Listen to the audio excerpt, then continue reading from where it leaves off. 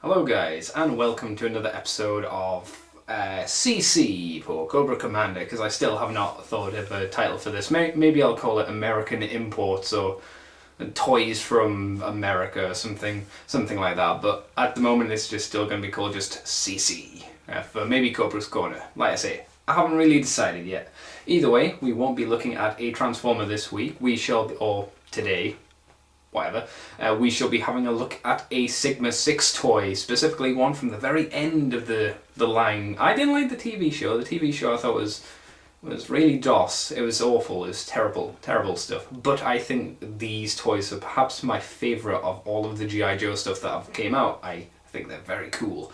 And I hope you will feel the same way when you have a look at this one, which is going to be, not Cobra Commander, it's going to be Destro, the crime boss version, like I say, later wave, near the end of the line. So sit back and hopefully you will enjoy this little video presentation on this toy. So enjoy, guys, I hope.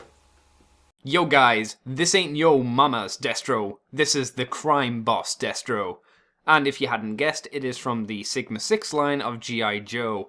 And it is a big 8-inch figure, I think it is. It's a big toy anyway, don't get me wrong here, it's bigger than a regular Transformer, that's for sure. And this one specifically came from around the end of the Sigma 6 line. It's when they started giving them Kung Fu grip as their main feature, and their cases, instead of being grey, were nice and red. And it also had a very anime-esque look to it. This was the time where American cartoons decided to make them as anime-looking as possible, and we still have a bit of that trend going on now, but that's neither here nor there. Because they were able to replicate the look of this toy fairly successfully, I would say. It's pretty accurate to how Destro himself looked. Granted, Crime Boss Destro never appeared in the show, but Destro did. He doesn't have a huge amount of colour on him. I mean, there's a little bit of different colours on his arms here, but they're still relatively grey, and unless you're looking, it's a bit harder to notice. Also, it's worth mentioning, I find it odd that they only chromed the centre portion of his head. Again, it's a bit more of a stylistic choice. I realise they had this kind of effect going on in the show, but it wasn't obviously quite as prominent as it is in the toy. And of course he does have some material pants here, and this thing which you can take off as well, but to take off his pants you simply rip that open and slide them off very sexually. I don't do that, because it's weird. And these are a little bit more tricky to get off, but there is detail underneath these as well. Like I say, I'm just not going to show you it, because it's too fiddly. But I suppose we should really have a look at his articulation now, right? Okay, so let's start off with his head articulation. He can look all the way around fairly successfully. Like that. He can look up a good amount, look down a little bit, which is fairly impressive. So yeah, the head's pretty cool.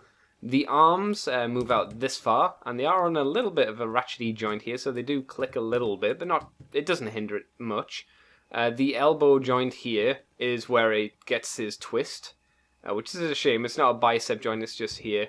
And it does bend. Unfortunately, it doesn't bend 90 degrees. It only bends like this. It's not a full 90, which is a shame. It's, you know, the sculpt. The wrists move in and out, of course, and they twist all the way around, unhindered. He also has an ab crunch, which is quite nice. He goes in and out, just as it should. And it twists as well, because he does have a waist swivel. Unfortunately, it is just a cut here, so when you swivel, it does break the look of the toy a little bit, but that's why he's got pants. Oh yeah, and he's got the Kung Fu grip here, so you can click and clack, and it's really effective for holding weapons. More so than any other kind of thing I've seen previously done by G.I. Joe, so that's cool. His legs are articulated, but they are hidden by the pants, so they go out all the way. You can do a full-on splits, so this guy is limber as hell. So we'll put them back. He does have a thigh swivel or knee swivel. They do bend a little bit. Again, not a full 90, unfortunately. The feet rotate a little bit, and you can move them down, and you can move them up a bit, but there's no swivel in it either. But again, it's pretty good for its age, and you can get him in some fairly successful posing. I think with engineering of today, he could have potentially been even better. But that's enough really about his articulation. We should talk about his accessories now, I think. And this guy comes with Japanese levels of accessories, guys. He comes with a lot of stuff. In the Sigma 6 line, there were only a few toys that didn't come with a huge amount, such as Heavy Duty, and this was mainly because he came with a giant gun, so the costs and whatnot. So we'll start off here with his lovely gun. It's got a sight on it, nice silver. Could do with a bit more paint to it, but it's fairly well detailed, so that's cool. He comes with this Uzi, again, which is neat, which has not a removable clip, unfortunately. It does have a peg in the back there. Yeah, fairly successful. 2 grenades, of course. It's a shame that they're the same mold. It would have been nice if they were different, but nicely detailed, and a nice bit of red paint there, with 2 pegs again on the back of them. Quite cool, actually. And now we have his big rifle. I can't remember what it's actually called, but it's pretty cool. I like the design of this. It has that peg on the bottom, which I'm not entirely sure the point for, and a peg there. He has a handle on the top, which he can sort of hold, but not too successfully. And this is his missile that it comes with, which I don't like because it's kind of crappy. But if we insert it into the gun there, and we press the trigger, which is on the top here, we can fire the missile. Yay! Firing missiles. They're great.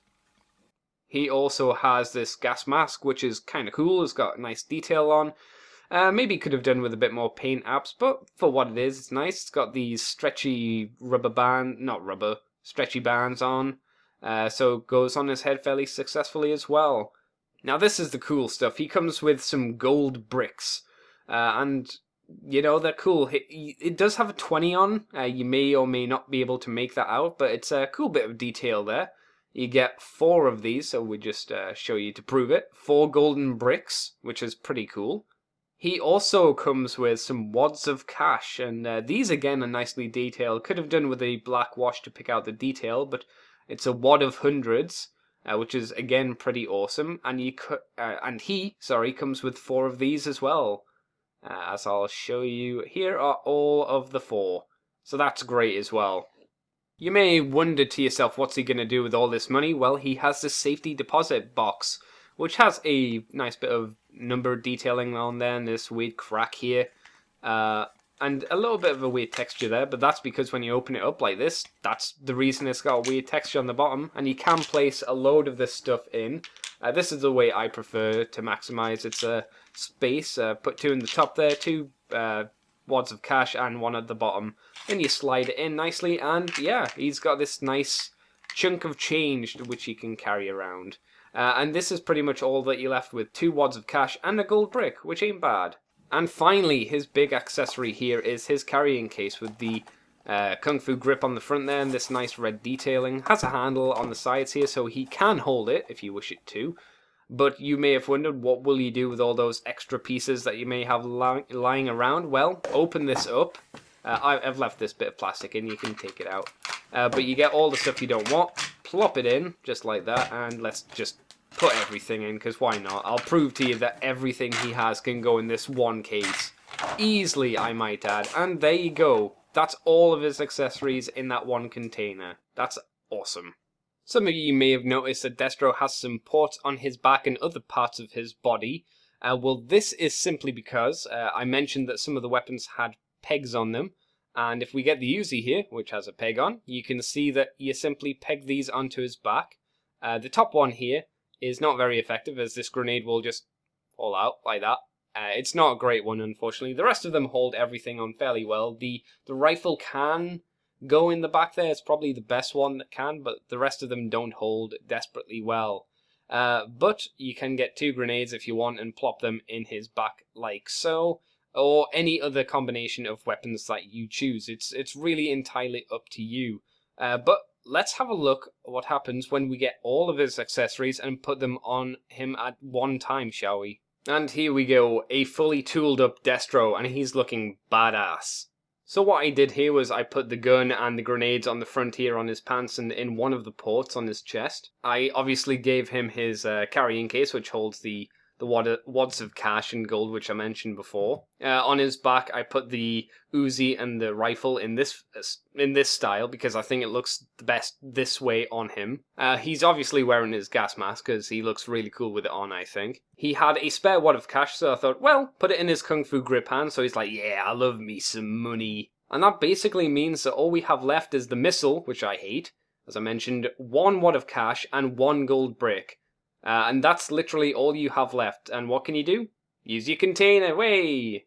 And everything's stored successfully. So, yeah, it's really effective at using all of his accessories at one time.